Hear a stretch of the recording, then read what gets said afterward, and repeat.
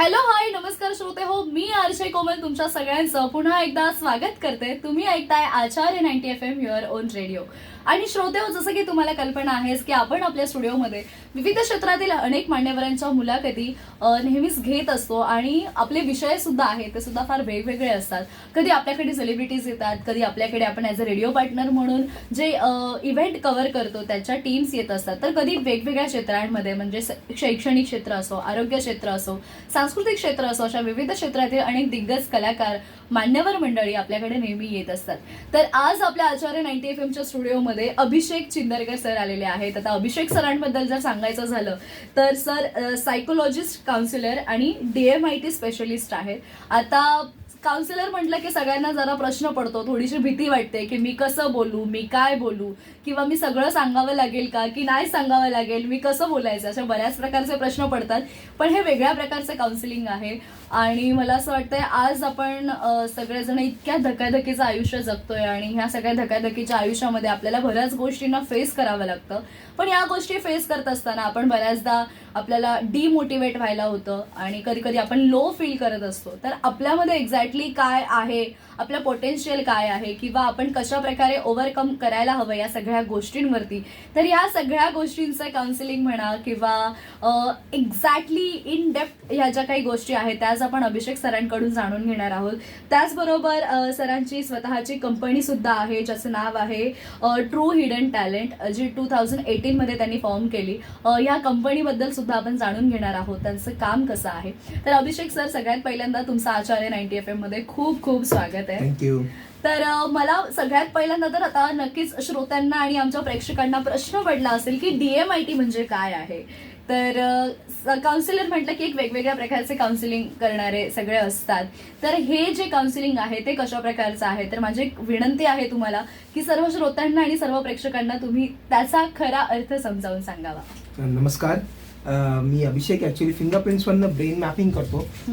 Basically psychologist, counsellor म्हटलं की लोकांचा प्रश्न पडतो. जर तुम्ही म्हटलात की काउन्सिलर म्हटलं की लोकांना प्रश्न पडतो की एक्झॅक्टली काय. सो माझं हे आहे की counselling should be assisted by some trust. So त्यासाठी मी एक प्लॅटफॉर्म यूज केला. It's a DMIT. आपलं जे टूल आहे DMIT, dermatographic multiple intelligent test. So derma म्हणजे स्किन आणि टोग्राफी म्हणजे बोटाचे ठसे. सो त्याच्या थ्रू आपण पुन्हा फिंगरप्रिंट्सवरनं पुन्हा ब्रेन मॅपिंग करतो. Right. So this is the thing. So आपले स्ट्रेंथ आणि विकनेसेस आपल्या याच्यामध्ये कळतात की आपले स्ट्रेंथ असेल ते कसं युटिलाइज करणं आणि वीक असेल कसं ते ओव्हरकम करणं in a practical solutions. Yes, exactly. तर मला आता हा प्रश्न विचारायचा आहे की आपण जेव्हा लहान असतो तेव्हा आपल्याला बऱ्याचदा घरचे विचारतात किंवा शाळेमध्ये सुद्धा विचारलं जातं की तुम्हाला मोठे होऊन काय व्हायचंय. तर आपण सगळेच जण सहज बोलून जातो की मला डॉक्टर व्हायचंय, टीचर व्हायचंय, इंजिनियर व्हायचंय. पण आता ही जी फील्ड आहे ही बऱ्याच लोकांना माहीत नाहीये. तर तुम्ही या फील्डमध्ये कशा प्रकारे आलात, या क्षेत्रात तुम्ही कशी तुमची सुरुवात झाली, आणि घरच्यांना जेव्हा तुम्ही या गोष्टी सांगितल्यात की अशा प्रकारचं क्षेत्र आहे आणि मी यात काम करणार आहे, तेव्हा त्यांच्या काय प्रतिक्रिया होत्या? बेसिकली बघायला गेलं तर लहानपणापासून म्हणजे कसं काउन्सिलिंग करण्याचं म्हणजे एखाद्याचं प्रॉब्लेम काय असतील तर रिझॉल्व्ह करणं, म्हणजे शाळेत म्हणा किंवा कॉलेजमध्ये म्हणा, एक आधीपासून तो एक माझा फोटो होता की मला काउन्सिलिंग करायला आवडत होतं. सो बिईंग अ सायकोलॉजी म्हणजे एक सायकोलॉजीची मी डॉक्टरची पदवी नाही घेतली पण ॲज अ काउन्सिलर म्हणून मी सायकोलॉजिस्ट काउन्सिलर लावतो. बेसिकली कसं आहे, मला समुपदेशन म्हणजे आपण एखाद्या व्यक्तीला आपल्यावरनं काय देऊ शकतो, किंवा म्हणजे कसं आहे माहिती आहे का, फक्त माझ्यामुळे एखाद्या लाईफमध्ये व्हॅल्यू ॲडिशन झालं तर माझं जीवन सार्थक. हे आधीपासून माझा तो एक फोटो आहे. सो त्या हिशोबाने मी त्या क्षेत्रामध्ये उतरलो. आणि DMIT जेव्हा मी एअरपोर्टला ड्युटी फ्रीला जॉब करत होतो पहिलं, त्यावेळेला म्हणजे एक गृहस्थ आले, त्यांनी मला सांगितलं की हे असं आहे DMIT. ॲज अ सायकोलॉजी माझं झालेलं. सो DMIT मला इंटरेस्ट आला. मी माझा रिपोर्ट करून घेतला की व्हॉट आय फाउंड की माझा इंट्रा चांगला आहे. इंट्रा म्हणजे आपण स्वतःला एक समजणं, इंटर म्हणजे लोकांना समजणं आणि एक भाषेवर प्रभुत्व आहे. सो मी काउन्सिलिंग करू शकतो कारण की मी स्वतःला पण छान प्रकारे समजतोय, मी दुसऱ्यांना पण छान प्रकारे समजतो आहे. राईट. सो मी म्हणजे ते एक प्लॅटफॉर्म घेऊन मी का नको, एक माझं स्वतःच एक कंपनी म्हणजे एक प्लॅटफॉर्म घेऊन मी लोकांपर्यंत पोहोचण्याचा मी खूप छान प्रकारे मी हे केलेलं आहे. सो 2018 मध्ये पहिलं I was working with X company, right. So as a director. So त्याच्यानंतर 2018 मध्ये मी स्वतःची कंपनी फॉर्म केली. It's called true hidden talent. Yes. खरं तर हा वेगळा विषय फार वेगळा आहे आणि म्हणजे बऱ्याच गोष्टी जाणून घ्यायला आवडतील मला या विषयासंदर्भातल्या. आपण बऱ्याचदा बघतो बरेच प्रकार आहेत आपल्याकडे. एक ऍस्ट्रोलॉजीचा एक वेगळा भाग आहे, न्यूमरोलॉजीचा एक वेगळा भाग आहे आणि आता हा DMIT हा मला म्हणजे टोटली वेगळा आहे आणि मी सुद्धा ज्ञात नव्हते याला. मला असं वाटतं काही प्रेक्षक काही श्रोते असतील त्यांना कदाचित याबद्दल कल्पना असेल, तर बऱ्यापैकी श्रोत्यांना आमच्या प्रेक्षकांनाही कल्पना नसेल. तुम्ही याचा अभ्यास कसा केलात मग? कारण आपल्याला एखादी गोष्ट शिकायची असेल तर त्याचा अभ्यास असणं हा फार महत्वाचा असतो. तुम्ही या क्षेत्रात जेव्हा यायचं ठरवलं की तुम्ही समुपदेशन तुम्ही चांगल्या प्रकारे करताय किंवा तुमचं भाषेवरचं प्रभुत्व आहे, या सगळ्या गोष्टी होत्या, पण काही वेळानंतर त्या गोष्टींचा अभ्यास असणंही तितकंच महत्वाचं आहे. तर तुम्ही या सगळ्या गोष्टींचा अभ्यास कसा केलात आणि कुठे केला? ऍक्च्युली बघायला गेलं की त्यावेळेला जेव्हा मी ड्युटी फ्रेममध्ये सांगितलं की मी ड्युटी फ्रेममध्ये जॉबला होतो, तेव्हा एक गृहस्थ आले, त्यांनी मला सांगितलं, मी माझा रिपोर्ट करून घेतला. ते रिपोर्ट कळल्यानंतर त्यांनी सांगितलं की तुम्ही पण हा जॉब करू शकता. So very good. मला असं समुपदेशन करायला मला खूप आवडत असं. त्यांनी माझं काउन्सिलिंग केलं. सो मला पण लोकांचं काउन्सिलिंग करायला मला खूप आवडेल. सो 2 वर्षाचा मी त्याचा पुन्हा DMITचा कोर्स केला आणि ऍज अ प्रॅक्टिस मी त्यांच्याकडे होतो. 2014 पर्यंत मी त्यांच्याकडे प्रॅक्टिस केली आणि त्याच्यानंतर आम्ही एक एक्स कंपनी आम्ही दोघांनी पार्टनरशिप मध्ये आम्ही ओपन केली, राईट. आणि त्याच्यानंतर 2018 मध्ये स्वतःची कंपनी फॉर्म केली. ओके, म्हणजे याही प्रकारचे म्हणजे हा जर कोर्स आहे, हा म्हणजे आता मला जर या फील्डमध्ये यायचं असेल किंवा याविषयी मला जर पुढे काही करिअर करायचं असेल तर यासाठी सुद्धा कोर्सेस अवेलेबल आहेत. आणि ते स्वतः आपण पण करतो. आपली कंपनी पण लोकांना म्हणजे फ्रँचायझी देते, आम्ही ब्रँड देतो आणि त्या लोकांना ट्रेनिंग देतो. आम्ही काउन्सिलिंग ट्रेनिंग पण देतो किंवा त्या अनालिसिस पार्ट आहे, सो अनालिसिसची पण आम्ही ट्रेनिंग देतो. ओके, म्हणजे हा खरंच खूप वेगळा विषय आहे आणि मुळात हा इंटरेस्टिंग विषय आहे. कारण आज आपण बघतोय की सर तुम्ही स्वतः काउन्सिलिंग करता, तुम्हाला सुद्धा बरेच असे एक्सपिरियन्स आले असतील, वेगवेगळ्या प्रकारच्या क्लायंट्सना तुम्ही नेहमी भेटत असाल. काय वाटतं म्हणजे आता सगळ्यात जास्त क्लायंट्स जे आहेत ते कशा प्रकारे येतात किंवा कुठला मेन प्रॉब्लेम ते सध्या फेस करतात? बघायला गेलं तर आता सध्या क्लायंटचा असं हे आहे की जास्त करून मुलं माझं ऐकत नाही, राईट. पालकांचा येतो. सेकंड हे की आमचं फॅमिलीमध्ये थोडं डिस्प्यूट आहे, सो कम्पॅटेबिलिटी नाही आहे, राईट. आता मी कुठल्या ह्याच्या क्षेत्रामध्ये विरोधात नाही आहे. जर आपण ॲस्ट्रोलॉजीचं घेतलं तर तेही खूप छान प्रकारे आहे, पण आपण जेव्हा आपण करायचा पण विचार करतो तेव्हा आपण एखाद्या पार्टनरचा आपण काय करतो की एक कुंडली काढतो, राईट. 36 गुण जमले पाहिजे, राईट, 32 गुण किंवा वॉटेवर ते, आणि मग ते जमल्यानंतर आपण लग्न होतं, सगळं होतं, मग डायव्होर्स का होतो? बरोबर, राईट. सो जेव्हा ते असतं आम्ही बोलतो की ते केल्यानंतर सुद्धा पण तुम्ही एक कम्पॅटेबिलिटी पण रिपोर्ट तुम्ही जर काढलात की how exactly he or she is, right. So accept the person has he or she is. तर आपण जेव्हा एक्सेप्ट करतो ही अशीच आहे, बिकॉज कसं असतं माहिती का, आपण जेव्हा बोट दाखवतो, राईट, तर समोरच्या व्यक्तीकडे एकच बोट आहे आणि आपल्याकडे 4 बोट असतात, right. So if you want to change anyone, you need to change yourself first. नाही, खरंच म्हणजे हा खरं तर खूप मोठा विषय आहे. म्हणजे या विषयावरती जेवढं बोलू तितकं कमी आहे, कारण अशा प्रकारच्या अनेक केसेस आपण बघितलेल्या आहेत. त्या पत्रिकेमध्ये ते गुण जुळणं जितकं महत्वाचं आहे तितकंच त्या दोघांचे विचार किंवा ह्या सगळ्या गोष्टी की एक्झॅक्टली त्या मुलीचा माइंडसेट काय आहे, त्या मुलाचा माइंडसेट काय आहे, तो कोणत्या बॅकग्राऊंड मधून आलाय, ती कोणत्या बॅकग्राऊंड मधून आले, तर ह्या गोष्टी मॅनेज होणं, मॅच होणं, या सगळ्या गोष्टी मॅच होणं खरं तर सगळ्यात जास्त इम्पॉर्टंट असं मला वाटतं. सर, आपण बघतोय आता काउन्सिलिंग विषयी जर बोलायचं गेलं तर त्या प्रकारे त्यामध्ये बऱ्याचदा एज लिमिट येतं. म्हणजे मी या व्यक्तीचं काउन्सिलिंग करू शकतो, मी 2 महिन्याच्या बाळाला मी काउन्सिलिंग नाही करू शकत किंवा त्याचा एक वेगळा भाग आहे. पण आपण आपलं जे काम आहे जे वेगळ्या प्रकारचं आहे DMIT मध्ये, मग त्यामध्ये जर हा जो प्रकार येतो तर त्यामध्ये काही वयोमर्यादा आहेत का किंवा काय?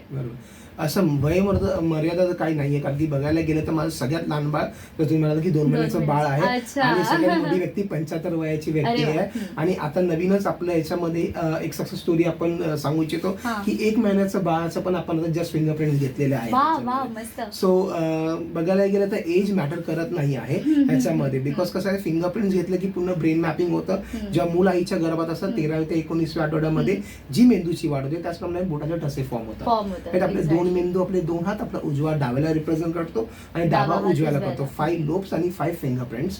So each and every fingerprint तुमच्या एक लोबला कनेक्टेड आहेत. Okay. Right.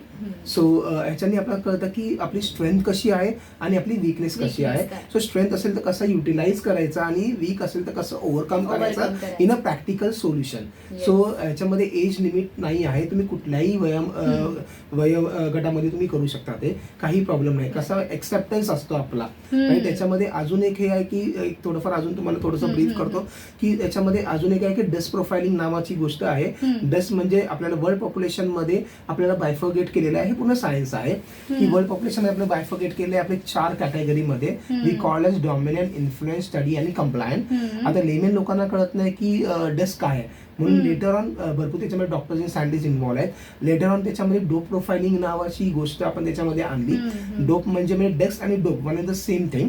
Right. So dust लोकांना कळत होतं पण डोप म्हटलं की डव, आऊल, पिकॉक आणि ईगल म्हणजे पक्ष्यांमध्ये बायफर्गेट केलेलं आहे. सेम एज आपलं जे ब्लड ग्रुप असतात हे फक्त 4 आहेत. सेम वे आपल्याला हे पण 4 आहेत आपल्याला वर्ल्ड पॉप्युलेशन मध्ये बायफर्गेट केलं आहे. आता डव म्हणजे कबूतर. आता तुम्ही बघितलं कबूतर तुमच्या डोळ्यासमोर तुम्ही जर आणला तर ते कबूतर बघितलं कसं वाटतं एक उडाला म्हणून सगळे उडाले का उडाला माहित नाही. सो ते थव्यामध्ये असतं म्हणजे एखाद्या ग्रुपमध्ये असतं. So this is the thing. किंवा आऊल म्हटलं तर आऊल इज समथिंग आपण मराठीमध्ये बोलतो की उल्लू, हिंदीमध्ये घुबड. राईट. मराठीमध्ये घुबड आणि हिंदीमध्ये उल्लू. राईट. आणि जर बघायला गेलं इंग्लिशमध्ये it's a sign of wisdom, विद्वतेचं प्रतीक. येस. राईट. सो त्यांच्यामध्ये प्लॅनिंग जास्त असते. मग त्यांना आपल्याला एक्झिक्युशन पार्ट आपल्याला शिकवावं लागतो, ऍक्शन शिकवावी लागते. सो हे खूप अशा काही त्यांच्यामध्ये ना खूप प्रकारमध्ये खूप जिनियस असतात. ते खूप हुशार असतात पण त्यांच्याकडे ना एखाद्याचं कीस काढण्याचं हे प्रमाण जास्त असतं. राईट. हे असं का, हे तसं का, असं केलं का म्हणजे एक शिकण्याची प्रवृत्ती जी असते लोकांची ते त्याच्यामध्ये जास्त असतं. आणि ईगल जर तुम्ही म्हणालात तर ईगल म्हणजे उंच भरारी, ऍक्शन ओरिएंटेड, डॉमिनन्सी, स्टब्बन, लिडरशिप ऍक्टिव्हिटी. आता जर आपण जर फॅमिली काउन्सिलिंग करतो आहे तर नवरा बायको आहे तर कंपॅटिबिलिटी आहे. आता 2 नवरा बायको आहेत. राईट. आणि आपण जर त्यांच्यामध्ये इंग्लिश 6 लिहिला तर एक बोलेल की ते 6 आहे, दुसरं बोलेल ते 9 आहे. राईट. पण जोपर्यंत आपण त्यांच्या परसेप्शनने बघत नाही ते 6 दिसणार नाही किंवा त्यांनी त्यांच्या परसेप्शन बघत नाही ते 9 दिसणार नाही. So compatibility matter. Same way जर आऊल कॅटेगरीचा जर बायको असेल तर ती विचारणार प्रश्न हे असं का, हे तसं का, असं काय काय होईल, तसं काय होईल. आणि इथे ईगल कॅटेगरीचा जर नवरा असेल तर तू काय माझ्या शक खाते का, मी घरीच येणार आहे, ती कुठे जाणार नाही. पण बेसिकली बघायला गेलं तर ती तिच्या कडे काहीतरी एक प्रेम आहे. तिने जेवण करून वाट बघणार आहे. एक आपले असतं ना जशी आई वाट बघते सेम बायको पण वाट बघत असते त्या हिशोबाने ती विचारते. आणि इकडे काय विचार करणार आहे की has a leader, has a dominancy त्यांना तेवढं कळत नाही. ते काय विचारणार आहे की बाबा हा तू काय माझ्या शक खाते का. So accept the person has your she. मी ती विचारायच्या आधी जर आपण जर म्हटलं की बाबा मी अमक्या अमक्या ठिकाणी चाललोय, अमुक अमुक वाजता चाललोय, अमुक अमुक वाजता येईल, तू जेवून घे. राईट. तिची ती केअरिंग असते म्हणून ती विचारते. पण हे जेव्हा कधी कळतं जेव्हा आपल्याला माहिती ही अशीच आहे. So accept the person has your she. Exactly. Sir थोडासा वेगळा प्रश्न आहे. म्हणजे आता मला तुम्ही जे एक्झाम्पल दिले त्याबद्दल मला माहित होतं की अशा प्रकारचं इंग्लिशमध्ये हे कॅटेगराईज केलं गेलेलं आहे. पण हे माणसाच्या नेचरवरून ह्या गोष्टी कसे ठरवल्या जातात की हा या फील्डमध्ये हा परफेक्ट बसतो किंवा हा आऊलच्या ह्याचा आहे, हा ईगलच्या ह्याचा आहे. तर ते त्या गोष्टी कशा ठरवल्या जातात. कारण आपण मराठीमध्ये जसं म्हणतो की मराठीमध्ये जसं काही वर्गीकरण केलं जातं तेव्हा ते बऱ्याचदा आता त्या गोष्टी आपण बोलू नाही शकत किंवा ते काही हात बघून किंवा बोट ते असं काही ते बऱ्याच गोष्टी असतात. तसं यामध्ये ह्या गोष्टीचं वर्गीकरण कसं केलं जातं माणसांमध्ये. आऊल हा कॅटेगरी हा एकदम ऍडमिन पर्ससाठी चांगला असतो पर्सपेक्टसाठी की त्यांना जास्त करून बोलणं किंवा जास्त करून बाहेर फिरणं त्यांना आवडत नाही. ते एखाद्या शेल्फ मध्ये असतात. राईट. मग त्यांना ऍडमिनचा जॉब त्यांना आवडला जातो. सो आता आपण बँकमध्ये पण जर आपण जॉब करतोय सो बँकमध्ये गेलं तर रिसेप्शन पासून अकाउंट्स आहे. राईट. कॅशियर आहे. राईट. सेल्स आहे. Where I am suitable for. जर मी आऊलच्या माणसाला जर बोललं की जा तुला मी हे देतोय तू जाऊन सेल कर, तो करणार नाही. So he or she will eagerly waiting for Saturday and Sunday and again of Monday. So right. So तेवढं आता मी आफ्टर ग्रॅज्युएशन पण मी हे रिपोर्ट करतो की ग्रॅज्युएशन झालं माझं देन वॉट. लोकांना प्रश्नचिन्ह पडतं की मी काय करू. किंवा बहुतेक असे लोक आपल्या याच्यामध्ये आहेत की मी ते eagerly waiting for Saturday and Sunday and again of Monday. कारण की मी माझ्या जॉबमध्ये सॅटिस्फाय नाही आहे का. कारण की माझ्या आईवडिलांनी मला सांगितलं हे कर म्हणून मी केलं. पण आता माझ्याकडे रिस्पॉन्सिबिलिटी आहे, मला काहीतरी काम करायचं म्हणून मी करतोय. राईट. आता त्यावेळेला माझं पण तेवढं हे नव्हतं, पण मी जेव्हा ह्या क्षेत्रात उतरलो, I am very much comfortable with my job. म्हणजे मला कधी संडेला पण तुम्ही कधी बोलवत आणि बोला की तुम्ही काउन्सिलिंग करता, मी करू शकतो. कारण एक आवड आणि या सगळ्या आवड गोष्टी निर्माण मॅटर आणि करतात. एन्जॉय करत करत जर आपण काम आपलं केलं तर मजा येते. प्रोफेशन जर आपण जोपासलं आणि एन्जॉय करत करत जर आपण ते काम केलं ना, तर नक्कीच आपल्याला मजा येते. मग आपण ती सुट्टीचा वगैरे आपण विचार नाही करत. एक्झॅक्टली. सो डिस्क प्रोफाइलिंग करून किंवा डो प्रोफाइलिंग करून पण कळलं जातं की where you are suitable for. So owl is for admin purpose, right. Then जर पिकॉक कॅटेगरी, तर peacock category is something like sales, म्हणजे अफाट बोलणं. त्यांच्याकडे बोलण्याची टेक्निक खूप छान असते. म्हणजे जर LIC एजंट जर आपण बघितलं बघायला गेलं तर ते खूप छान प्रकारे आपल्याला एलोबरेट करतात, राईट. आणि मग आपण सारखे फोन करणार एखाद्या वेळेस कधी कधी माणूस थकून जाते, किती एखाद्या आपण काय बोलतो, जाऊ दे बाबा एकदाच येऊ दे, हा चेक घे प्रीमियम जा. बरोबर. राईट. आपण स्किल की बाबा एक म्हणजे आता पिकॉक कॅटेगरीमध्ये म्हणजे कसं आहे, त्या लोकांची बोलायची हे खूप, म्हणजे आता पिकॉक म्हणजे तुम्हाला माहिती आहे की एक सुंदर अट्रॅक्टिव्ह पक्षी आहे, राईट. सेम वे ते पण तसेच असतात, खूप बोलणारे असतात, टॉकेटिव्ह असतात, राईट. सो त्यांच्याकडे जिनियस पोटेन्शियल असतं, पण ते कसं असतं, पुश बटन टीव्ही, जोपर्यंत कोण उठत नाही दाबत आहे ते स्टार्ट नाही होणार. सो तेवढं मोटिवेशन त्यांना लागतं. So this is the thing. So हे सगळं त्याच्यामध्ये कळतं. एक्झॅक्टली. म्हणजे एकंदरीतच काय की माणसाचं नेचर बघून तो कशा पद्धतीचा आहे, म्हणजे त्याला एक त्याचा अभ्यास करून एक कॅटेगराईज केलं जात आहे. आणि नंतर मग ज्या पुढे कम्फर्टेबिलिटी किंवा या सगळ्या गोष्टी येतात त्या पुढच्या आहेत. खरंच ह्या सगळ्या गोष्टींविषयी इन डेप्थ आपण जाणून घेतोय. पण इथेच एक छोटासा ब्रेक घेऊयात आणि छोट्याशा ब्रेक नंतर आपण अभिषेक सरांसोबत ह्या सगळ्या ज्या गोष्टी आहेत आणि याविषयीचा जो अभ्यास आहे, DMIT विषयीचा अभ्यास आहे, त्यांनी कशा कशा प्रकारच्या केसेस हँडल केलेल्या आहेत याविषयी जाणून घेऊयात. तोपर्यंत तुम्ही ऐकत राहा Acharya 90 FM your own radio. Hello, hi, नमस्कार श्रोते हो. पुन्हा एकदा छोट्याशा ब्रेक नंतर मी आरजे कोमल तुमच्या सगळ्यांचं स्वागत करते. तुम्ही ऐकताय आचार्य 90 FM युअर ओन रेडिओ. आणि आज आपल्या स्टुडिओमध्ये जसं की तुम्हाला कल्पना आलीच आहे की आपण बऱ्याच वेळेला आपल्याला फार जाणून घ्यायचं असतं की माझं काय चाललंय किंवा मी ह्या प्रॉब्लेम्समध्ये आहे, मी त्यावर काय सोल्युशन काढू. आणि त्यासाठी आपण बऱ्याच जणांकडे धाव घेतो, पण एक्झॅक्टली आपलं काय, आपल्या सध्या डोक्यामध्ये काय चालू आहे आणि आपल्याला कशा प्रकारे पुढे वाटचाल करायची आहे. तर या सगळ्या गोष्टींविषयी छान प्रकारे जे काउन्सिलिंग करतात आणि ते स्वतः DMIT स्पेशलिस्ट आहेत, तर अभिषेक चिंदरकर सर आज आपल्या स्टुडिओमध्ये आपल्यासोबत जोडले गेलेले आहेत. अभिषेक सर, आतापर्यंत आपण बऱ्याच गोष्टी जाणून घेतल्या, पण मला आता तुम्हाला अशी एक विनंती करायची आहे की तुम्ही आतापर्यंत बऱ्याच केस हँडल केल्या असतील, तर तुम्ही काही केस किंवा कशा कशा प्रकारच्या केसेस तुमच्याकडे येतात त्याविषयी आम्हाला सांगावं. हा, तसं आता आपलं बोलणं झालं की 2 महिन्याचं बाळ आहे, त्याचं आपण त्या व्यक्तीचं काउन्सिलिंग केलं, म्हणजे आई पालकांचं केलं. आता बघायला गेलं तुम्ही बोलाल की 2 महिन्याच्या बाळाचं तुम्ही काय काउन्सिलिंग केलं. सो ऍक्च्युली कसं असतं, एक फक्त म्हणजे प्रॅक्टिकल फक्त सोल्युशन आहे त्या गोष्टीला. ते बाळ रात्रभर झोपत नव्हतं, राईट. ते रात्रभर झोपून म्हणून दिवसात एक खूप छान प्रकारे झोपायचं, रात्री झोपायचं नाही. आणि त्याच्यामध्ये त्यांच्या पालकांचे जो करिअर होतं त्याच्यामध्ये त्या लोकांना इफेक्ट होत होता की मग त्यांची एक ड्युटी लागलेली की 4 तास तू घ्यायचं, 4 तास तू घ्यायचं, राईट. कारण की मूल दोघांचं असतं, मग दोघांनी त्यांच्यामध्ये तरी कम्फर्टेबिलिटी होती नव्हती ऍक्च्युली. बघायला गेलं नव्हती, म्हणून त्यांचं फॅमिली काउन्सिलिंग केलेलं. कारण की मग तो थकून यायचा, कारण की बिईंग अ स्पोर्ट पर्सन तो थकून यायचा आणि मग रात्री झोपायचा, मग तेव्हा त्याची जास्त झोप उडायची नाही. मग ते एक भांडणाचा एक घरामध्ये एक पूर्णपणे वातावरण निर्माण झालेलं.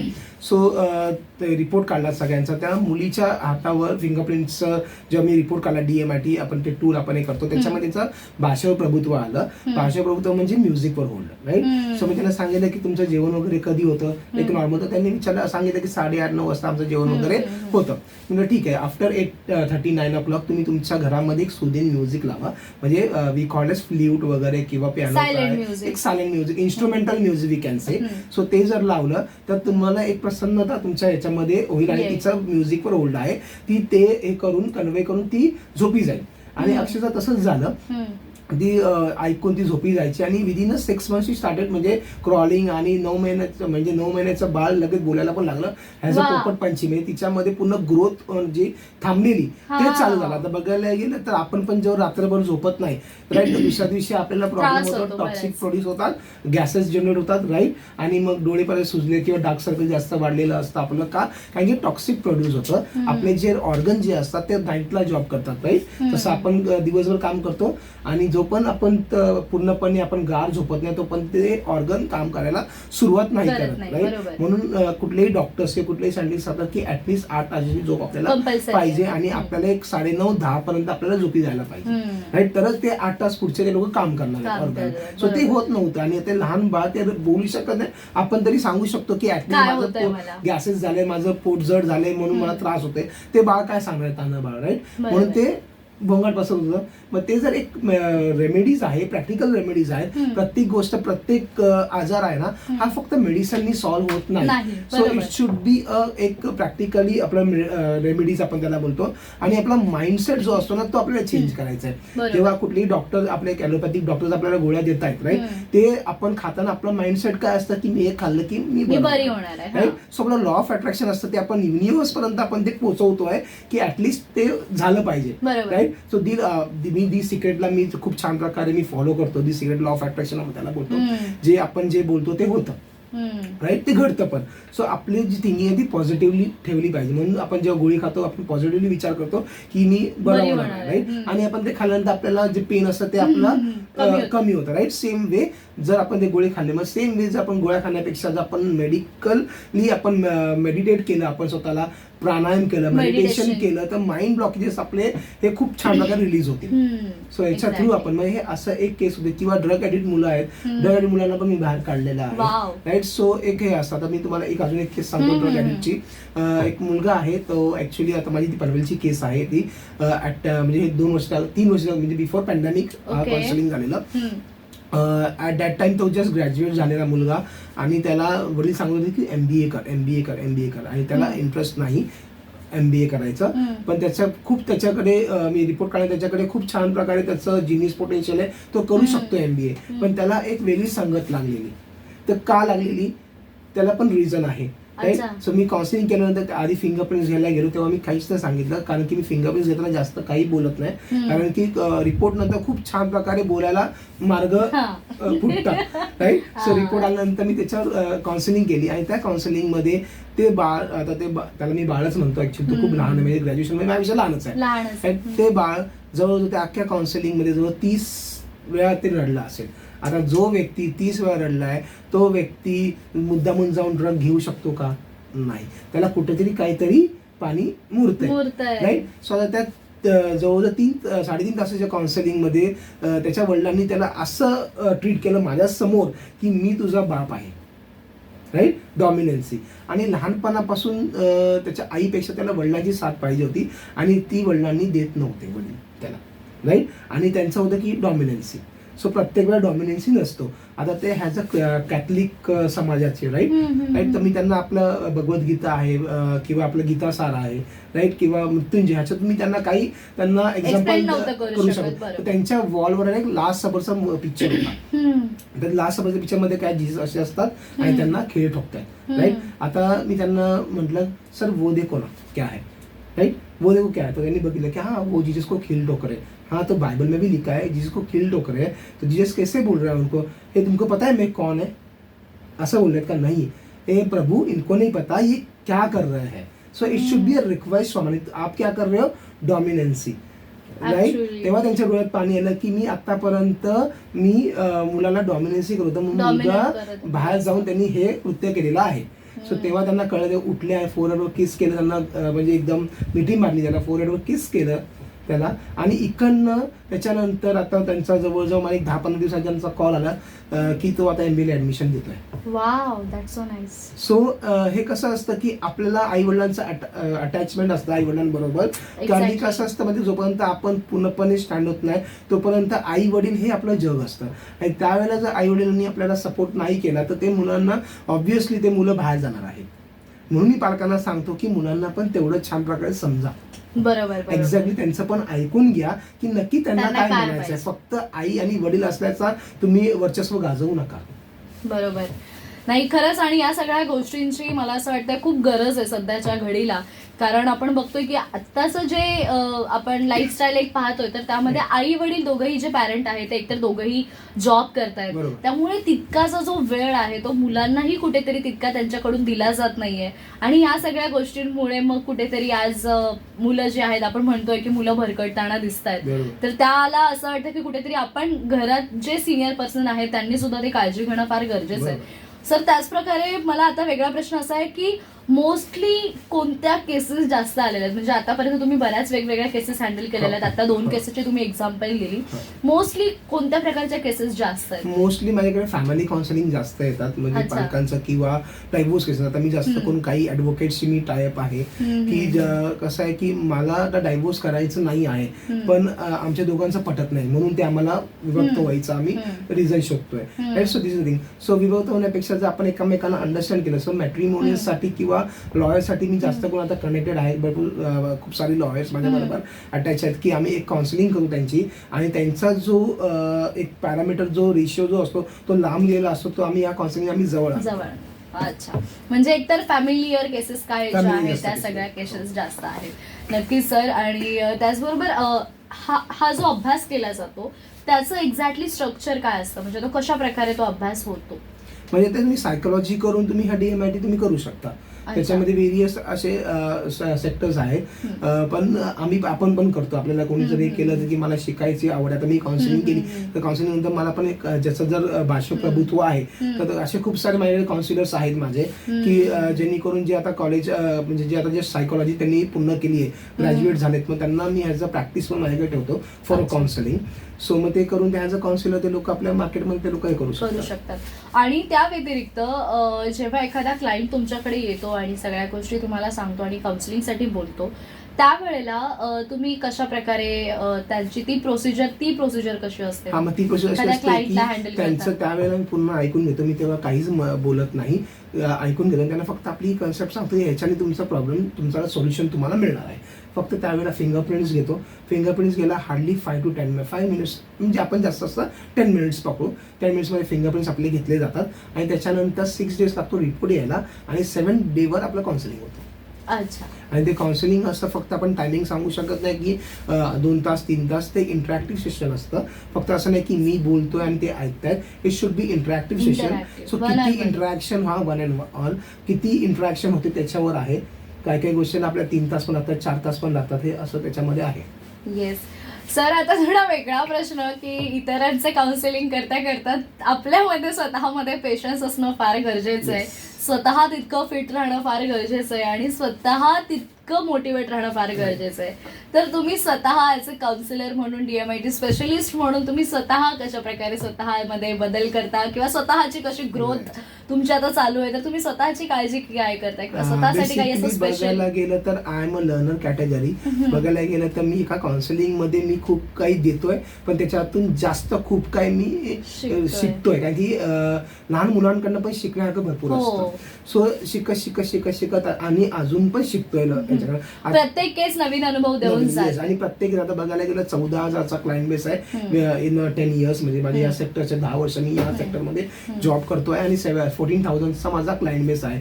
सो प्रत्येक असं नाही, एव्हरीवन इज युनिक. राईट. असं नाही की एक पण कॅटेगरी 14,000चा असं जो क्लायंट बेस आहे, एकही असं नाही की सेम प्रॉब्लेम आहे. प्रत्येकाला वेगवेगळे प्रॉब्लेम्स आहेत, कारण प्रत्येक माणूस वेगळा आहे. जरी आपण जर म्हटलं की हा आपण ट्विन्स आहोत, पण ट्विन्स फक्त दिसण्यापुरती असतात, पण त्यांचा स्वभाव किंवा त्यांचं फिंगरप्रिंट्स हे पण एकामेकाशी मॅच होत नाही. So every human being is a unique, आणि प्रत्येकाकडे ती देवाने एक युनिक क्वालिटी दिलेली आहे, ती फक्त आपल्याला जोपासायची आहे, आणि ओळखता आली पाहिजे की एक्झॅक्टली मी काय करू शकतो. आणि जसं मी आता म्हटलं की मी आफ्टर ड्युटी फ्रीला होतो, त्याच्यानंतर मी माझी हे जोपासली की मी छान प्रकारे बोलू शकतो, छान प्रकारे मी काउन्सिलिंग करू शकतो. मी त्याला वळण दिलं. राईट. आणि वळण देणं हेच महत्वाची गोष्ट आहे कुठल्याही गोष्टीला. येस, नक्कीच.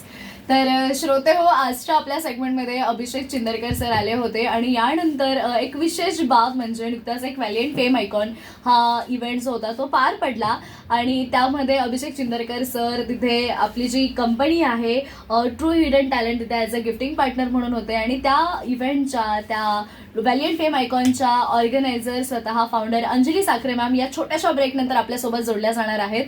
तर त्यांना सुद्धा आपण बोलता करणार आहोत आणि त्यांचा आणि अभिषेक सरांचा एक्सपिरियन्स टू व्हॅलियंट फेम आयकॉन कसा होता, काय होता, या सगळ्या गोष्टी जाणून घेणार आहोत अगदी काही छोट्याशा ब्रेक नंतर. ऐकत रहा आचार्य 90 FM your own radio. Hello hi नमस्कार श्रोते हो, पुन्हा एकदा छोट्याशा ब्रेक नंतर मी आरशे कोमल तुमच्या सगळ्यांचं स्वागत करते. तुम्ही ऐकताय आचार्य 90 FM युअर ओन रेडिओ. आणि मगाशी म्हटल्याप्रमाणे व्हॅलियंट फेम आयकॉन नुकताच पार पडलेला आहे आणि त्याच्या फाउंडर आणि इव्हेंटच्या ऑर्गनायझर स्वतः अंजली साखरे मॅम आता या मुलाखतीमध्ये आपल्यासोबत जोडल्या गेलेल्या आहेत. आणि या इव्हेंटबद्दल सांगायचं झालं तर खूप सुंदर असा हा इव्हेंट झाला. ॲज अ रेडिओ पार्टनर आपण तिथे होतो आणि खूप सुंदर असा प्रतिसाद या इव्हेंटला मिळाला. भरपूर पार्टिसिपेंट्स आले होते आणि त्याचबरोबर परीक्षक म्हणा किंवा ओव्हरऑल सगळेच पार्टनर्स म्हणा, या सगळ्यांनी या इव्हेंटला खूप सुंदर असा हातभार लावला आणि खूप सुंदर असा इव्हेंट झाला. पर्सनली मला स्वतःला जास्त मजा आली. तर आता आपण अंजली मॅमकडे जाऊयात. मॅम काय सांगाल, सक्सेसफुल इव्हेंट झालेला आहे आणि सक्सेसफुल पार्टी नुकतीच झालेली आहे, तर काय सांगाल? सब्र करो, आगे 3rd, 4th, 5th सीजन बाकी है. It was just a beginning, it's not a beginning, but yes success हा या सगळ्यांमुळे होता. Today the panel says is the success event, कारण गिफ्टिंग पार्टनर आहेत, फाउंडर आहेत आणि द मोस्ट चार्मिंग अँकर and the supporting partner Acharya 90 FM is all together on one panel. So yes, this is called the success of this event. आणि more than that मी काय म्हणू की I mean it's now time you to shout out about the success story. Exactly. कारण ma'am मला विचारायचं तुम्हाला की जसं की आपण अगोदरही मी अभिषेक सरांसोबत मुलाखतीमध्ये म्हणाले की बऱ्याचदा लाईफमध्ये अप्स अँड डाऊन्स येत असतात, बऱ्याचदा लो फील होत असतं. तुम्ही स्वतः या फेजमधून गेलात बिफोर इव्हेंट आणि त्यानंतर तुम्ही ओव्हरकम कसं केलं, प्लीज?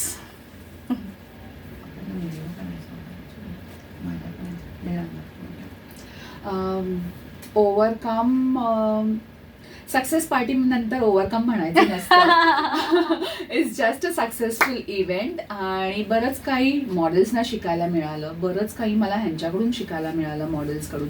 आणि महत्त्वाचं म्हणजे जे ब्रँड्स अजाणतेपणी व्हॅलियंट फेम आयकॉनला सपोर्ट करून गेले किंवा तो आत्मविश्वास आणि एक विश्वासाचा पाया एक नवीन प्लॅटफॉर्ममध्ये उभा राहिला, तर हे एक परिपूर्ण प्लॅटफॉर्म मी आता ह्याला म्हणेन की विश्वास आहे, तिथे ग्रूमिंग आहे, तिथे काहीतरी शिकण्याची जिद्द आहे आणि त्यापेक्षाही जास्त करून दाखवण्याचा जो एक प्रकल्प आपण मांडला होता. अभिषेक सर म्हणतात तसं find I mean, he is also a great supporter to this Valiant Fame icon. So thank you, Mr. Abhishek. आणि आपला जो कन्सेप्ट आहे फाइंड यू इन यू, त्याला पूर्ण जस्टिफिकेशन मिळालं. हे ह्या सीझनचं मी सक्सेसफुल काय म्हणेन, सक्सेसफुल एरिया, येस, तो मी म्हणू शकेन. येस. तर आता अभिषेक सर तिकडे यायचं स्वतः गिफ्टिंग पार्टनर होते. सर, तुमचा अनुभव आमच्या व्हॅलियंट फेम आयकॉन सोबत कसा होता? खूप छान होता, खूप छान प्लॅटफॉर्म होता तो. आणि मला खूप आवडलं की तिकडे काहीतरी म्हणजे सपोर्ट मी करतोय, सो मला त्याचा फील झाला आणि खूप छान प्रकारे कार्यक्रम झाला. It was amazing amazing amazing. मला थोडा वेगळा प्रश्न विचारायचा आहे अंजली मॅम. व्हॅलियंट फेम आयकॉन नुकताच पार पडलेला आहे आणि खूप चांगला रिस्पॉन्स मॉडेल्सकडून मिळालेला आहे, सगळ्या कंटेस्टंटकडून मिळालेला आहे. त्याचबरोबर आपण जो मुंबई रनवे जो केला त्यामध्ये अप्रतिम ती कॉन्सेप्ट होती आणि तिथूनही चांगला रिस्पॉन्स मिळाला. अभिषेक सरांचा जो प्लॅटफॉर्म आहे तो फार वेगळा आहे आणि ते सुद्धा आपल्या ह्या फॅशन शोमध्ये सुद्धा ते खरं तर याविषयी जोडले गेले. खरं तर सरांचा विषय जो आहे DMIT आणि that is a true hidden talent, त्यांची कंपनी आहे. तर ह्या सगळ्या गोष्टी ज्या आहेत आपण कुठेतरी पुढे सर्व्हाइव्ह करत असतो आणि एक मॉडेल असते, त्या मॉडेलच्या सुद्धा जरी ती चेहऱ्यावरती खूप हास्य आणते, ती खूप छान पद्धतीने वॉक करते, स्ट्रॅम्पवर जाते, पण तिच्या मनामध्ये ॲट दॅट मोमेंट काहीतरी बरेच विचार चालू असतात. तर ह्या सगळ्या गोष्टींसाठी सुद्धा सर जसं आज काउन्सिलिंग करतात त्याची सुद्धा फार गरज आहे. तर त्याबद्दल तुम्ही स्वतः मॉडेल आहात, तर त्याबद्दल तुम्ही काय बोलाल? नक्कीच.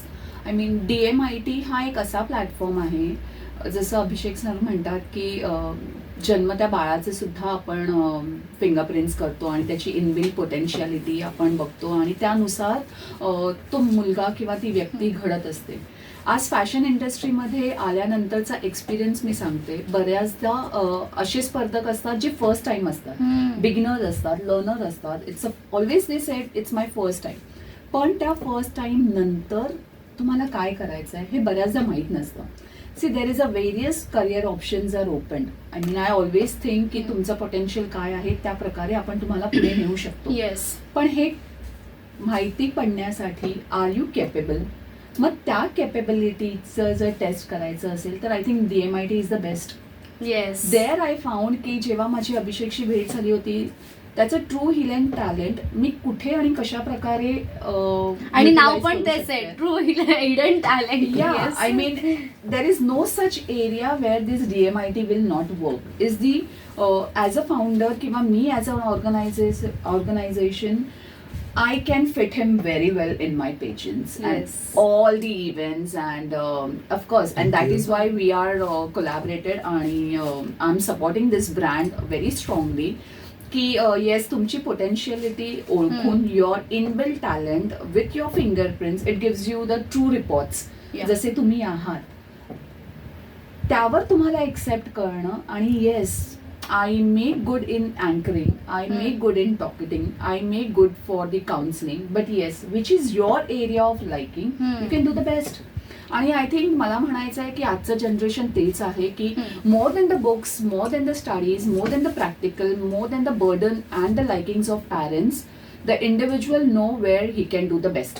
या राईट. आणि त्या लाइकिंगला whether it is correct as a future, as a career is just a tested and verified, I mean say a blue tick तुम्हाला मिळू शकते जर तुम्ही DMIT करू शकता. Exactly. A few registration charges with the DMIT, but it gives you the blue tick. Yes, this is your liking, Like, and you can really go ahead and you can boom in the market. Yeah. So हे blue टिकचं काम करू शकतं तुमच्या career आणि inbuilt पर्सनॅलिटीसाठी. I feel that. Yes yes yes. Abhishek sir, मला आता तुम्हाला विचारायचंय की आज तुम्ही, कारण मी असा पहिला ब्युटी पेजंट बघितला जिथे अशा प्रकारचे गिफ्टिंग पार्टनर म्हणून होते, कारण खरी गरज तिथेच आहे मला असं वाटतंय, कारण तिथे सगळ्या क्षेत्रातून लोक येतात आणि माहिती नाहीये. म्हणजे आज लोक भले फॉर एक्झाम्पल मी आहे, अँकर आहे, अँकर तिकडे सगळ्यांना खुश करतोय, बोलतोय, पण तिच्या मनामध्ये काय चाललंय हे तिला माहिती आहे. सो एक अशा प्रकारच्या बऱ्याच गोष्टी असतात आणि खरी गरज मला असं वाटतं की अशा सगळ्या काउन्सिलिंगची ही तिथे आहे. स्वतः ऑर्गनायझर असतील, स्वतः दुसरे कोणी पार्टिसिपंट्स असतील, जजेस असतील, असे जजिंग म्हणून तिथे बसलेले आहेत, पण त्यांना माहितीये की त्यांनी काय फेस केलंय. सो अशा ठिकाणी हे अशा प्रकारचं काउन्सिलिंग कितपत महत्वाचं आहे, जसं तुम्ही आज स्वतः व्हॅलियंट फेम आयकॉनमध्ये होतात. बेसिकली बघायला गेलं तर तिकडे असं खरंच गरज आहे प्रत्येकाला त्या काउन्सिलिंगची की where I am exactly suitable for. जरी आता हॅज अ अंजली मॅडम आहेत has a founder of valiant fame icon, so त्यांना पण एक समजेल की where he or she is suitable for. म्हणजे मी एक काम जर दिलं तर मी कोणाला छान प्रकारे ते काम देऊ शकते. एक्झॅक्टली. सो कसं आहे माहिती का, एखादा कार्यक्रम जेव्हा आपण राबवतो ते त्याला सक्सेस तर आपण बघतो 100%. सो ते 100% सक्सेस कसा होईल. So wear should I suitable for, म्हणजे आपल्याकडे भरपूर लोक आहेत, त्यांना मी कुठे कुठे फिट केलं तर माझा कार्यक्रम तिकडे छान प्रकारे सक्सेस होईल. म्हणजे एखाद्या ऑर्गनायझरला पण त्या गोष्टींची माहिती होणं फार गरजेचं. बिकॉज मगाशी म्हणलं की we are a genius machine but no instruction manual. So आपल्याकडे एक ब्ल्यू प्रिंट आपल्याकडे भेटली जाते आपल्याला की where I am suitable for, आणि मी छान प्रकारे मी कसं त्याला चॅनलाइज केलं पाहिजे. बिकॉज काय असतं, बदाम खाण्याची जितनी अक्कल नाही आती उतनी ठोकर खाण्याची आती. Exactly. I can also would like to just put my few tips here की जसे ह्याचे फायदे आहेत की आपल्याला फक्त ब्ल्यू प्रिंट मिळते आणि आपल्या छानसं करिअरला त्याची हेल्प होते, पण तसंच ह्या DMIT टेस्टमुळे आपले विकनेसेस कळतात. अँड हो. वी हॅव टू स्ट्रॉंग त्याच्यातून कसं सो पुढे लाईक यायचंय. It has a different category of the personality. कोण आऊल आहे, it's a bird formative it's called dove profiling. It's a dog profile. Dove. Okay. So that profile has a different work area किंवा तुम्ही म्हणाल की आपली अशी एक personality आहे ज्याचे विकनेस पण आहेत आणि स्ट्रेंथ पण आहे. So when you know your weakness and strength, of course तुला माहिती आहे की तू रागवल्यावर तुला त्रास होणार आहे, तर नको Wien you know yes exactly. don't be angry. It's just a simple solution. So more on the success story of the DMIT ची मी सांगेल की it's a guide for your behavior. It's a guide for your behavior and खूप strong आताच्या lifestyle मध्ये मला असं वाटतं ते खूप जास्त मॅटर. खूप जास्त, बिकॉज आपल्याला हेही आवडतं आणि social media is having a two aspect की वाहत जाता तुम्ही एकमेकाला बघता. मी लास्ट टाइम पण माझ्या ह्याच्यातून सांगितलं असतं की लाईक, सबस्क्राईब आणि शेअर कशा प्रकारचं असलं पाहिजे तुमच्या मतानुसार, तुमच्या अनुभवानुसार, तुमच्या एक्सपिरियन्सनुसार आणि तिसऱ्याला होणाऱ्या फायद्यानुसार ते शेअर होत गेलं पाहिजे. तर अशा प्लॅटफॉर्मवर तुम्ही वाहत न जाता किंवा चुकीच्या गोष्टीला इन्फ्लुएन्स न होता, what is your liking, what you can do best, आणि this is if you can adopt a wrong profile, it may impact you later in future. So might as well go for this DMIT test. You will understand what is your liking and you can boom in social media itself. Yes, exactly. तर आज आपली ही विशेष मुलाखत अभिषेक सरांसोबत होती आणि त्याचबरोबर व्हॅलियंट fame icon नुकत्याच पार पडला. तर आज अंजली साखरे मॅम आपल्यासोबत आल्या होत्या. त्यांच्या ओव्हरऑल इव्हेंटचा जो सक्सेस आहे तो, जे सगळे आपले विनर्स ठरलेले आहेत, जे टायटल विनर आहे, टायटल हँडलर जे आहेत, ज्यांनी टायटल्स आपल्या नावावर केलेले आहेत, त्यांच्यासोबतच्या ज्या अनेक मुलाखती आहेत पुढच्या त्या आपण लवकरच ऐकणार आहोत. आता जे सध्या गिफ्टिंग पार्टनर होते अभिषेक सर आणि आज त्यांच्यासोबतची विशेष मुलाखत, मला असं वाटतं ही मुलाखत नक्कीच खूप फायदेशीर ठरणार आहे सर्व श्रोत्यांना, सर्व प्रेक्षकांना. तर ही मुलाखत तुम्हाला कशी वाटली किंवा या संदर्भातले काही प्रश्न असतील, काही डाऊट असतील तर तुम्ही नक्की विचारू शकता.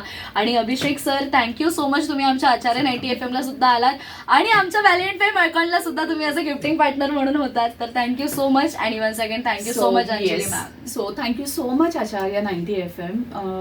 Start from the beginning of the announcement and success story, and the journey is unstoppable. So I will say Acharya 90 FM, yes, it's my own radio and we are just unstoppable.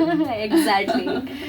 तर श्रोते हो, ही विशेष मुलाखत तुम्हाला कशी वाटली या प्रतिक्रिया आम्हाला कळवायला विसरू नका. त्यासाठी आमचा संपर्क क्रमांक आहे 9167993399. आणि या सेगमेंटमध्ये अंजली मॅम सोबत आणि अभिषेक सरांसोबत मी ते तुमची रजा घेते. ऐकत रहा आचार्य 90 FM, युअर ओन रेडिओ.